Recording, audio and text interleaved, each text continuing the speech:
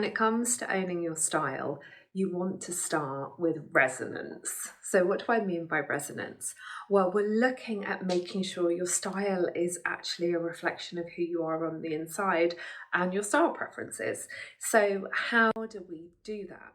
Well, it's actually more in depth than you think. So, I'm going to tell you what session I do with clients, and then I will give you some ideas about what you can do at home today to start discovering your style. So the session I do with clients to find their style essence is called Style Personality, and it's really important because it gives my lovely clients a huge insight into their style, and it makes it conscious. I hear from them so much, oh, I already knew this, but it wasn't something they've made conscious. So I'm not giving them new information, I'm literally returning them to themselves and their style. And maybe I will offer hairstyles and clothing, shapes, patterns, prints, silhouettes, a way of combining clothes that meets their essence and their style preferences, and that's really important. I start with that session before any other session with my clients because it literally is the foundation that we build on. So how can you find your style essence today? Well, you will have heard a lot of other creators, I'm sure, talking about creating a mood board, seeing what themes are coming through, and then writing down the keywords that you can see that are obvious. You don't want really more than 4 keywords, but what I would say is when you start this journey and you're doing it alone, having up to 8 keywords that you then whittle down over time, that you test out when you're shopping, when you're building an outfit for the day, when you are deciding what to keep in your wardrobe, and what you might be getting rid of. Practicing with those keywords to see what's most aligned and then distilling them down to about 4 is a really good idea. So a Pinterest mood board, or even go old school. I go old school with in-person clients, and we do a mood board on A2 card. I bring stacks of magazines. I ask them to bring in postcards or bookmarks or pieces of fabric that they want to add to the board that speak to who they are, because this is all key insights into what those keywords are. Now, the keywords aren't the sum of the style personality, so they can't give you necessarily how you want that to articulate through your style, and we do that then with colour sessions and the body shape session, like how are we articulating the style essence and the values and the goals and passions and who you are on the inside through your look.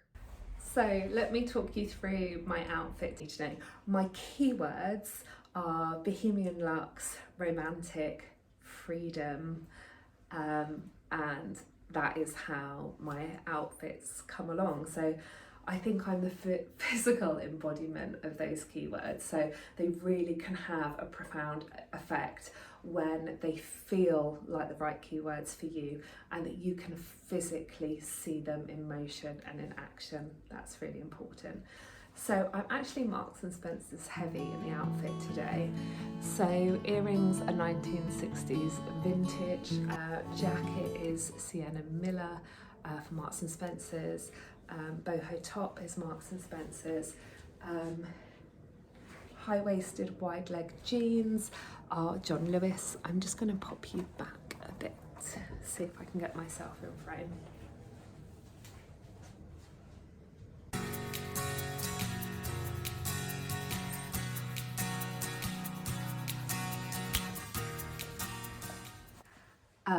And my shoes are also Marks and Spencer's, and you want your style to feel like an embodiment of you, and then a ripple effect happens, because when we know your values and what drives you and how you like to live and how you want your style to be, this ripples out into how you live your life, how you decorate your home, how you show up at work. It's truly powerful.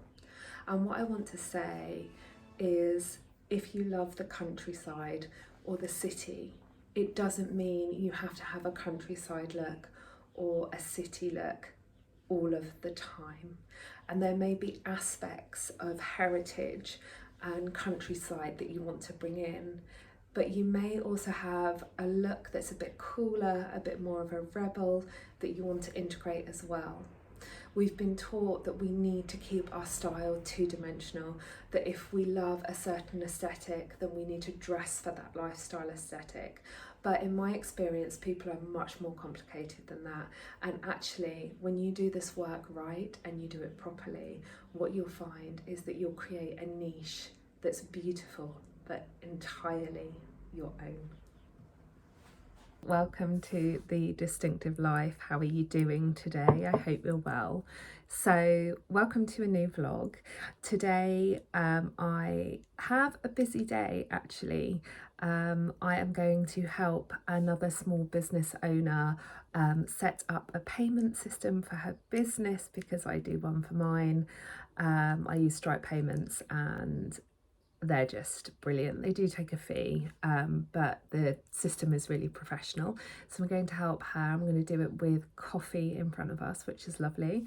And then I'm going to take the dog to Cliveden to walk her, which means I'm going to have to be working late on prepping online style consultations for clients because I want to take the dog for a long walk, and obviously I am helping out a business owner friend as well, and there is washing to do because these things never end, do they?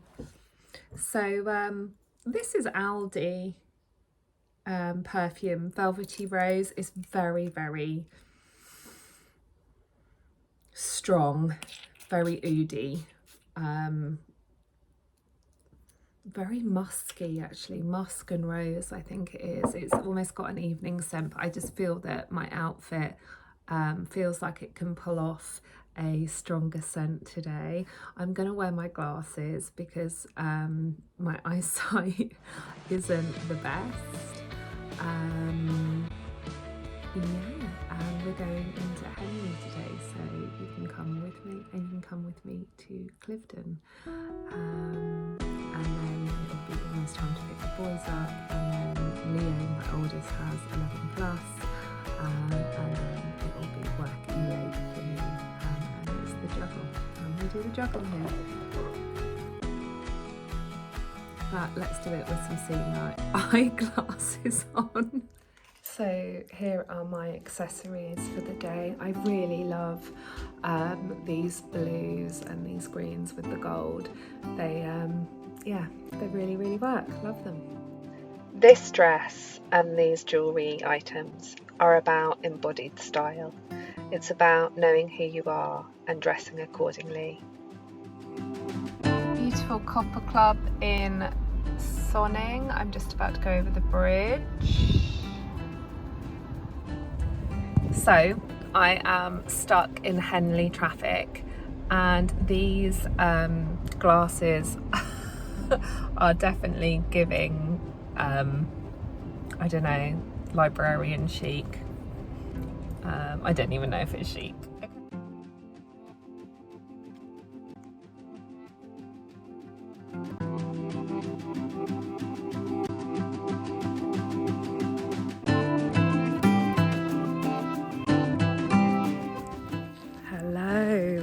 We're out for a late afternoon walk.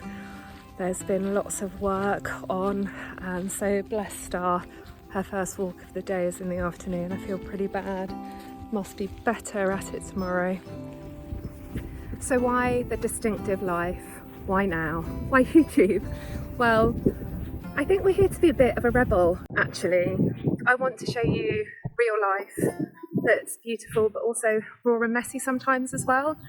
I think there's probably a gap in the market, and I think maybe we're starving a little bit for feeling like we can relate. I love aspirational content. I love content where I can just forget the world, but also I think it can put a great amount of pressure on women to feel like they need to be perfect, and it's just not necessarily all that healthy for us. I don't know, what do you think?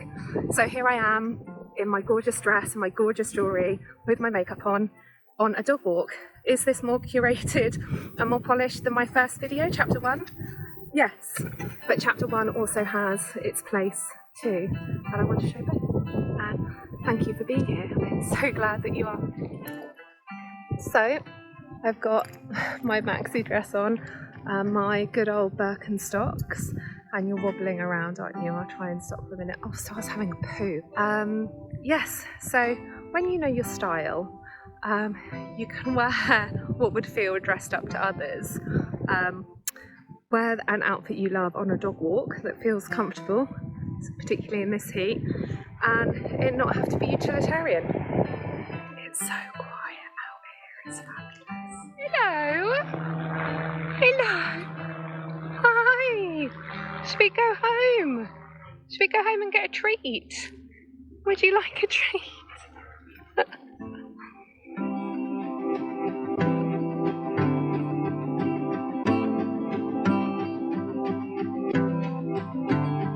I want to show you something. So while the shops start going into sale, we're early July, look, the blackberries are starting to fruit. I'm going to be honest, I know it's only early July,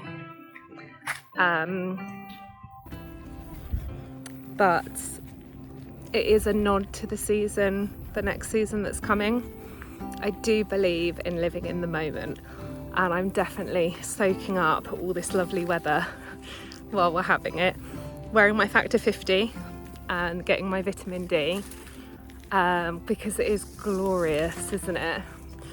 But knowing that a next season is coming, and nature is saying next season is on the horizon.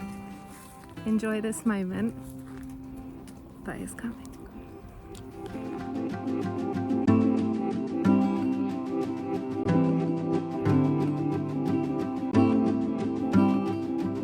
Starting this YouTube channel has really made me think about performing, and what it feels like to be somebody doing things differently.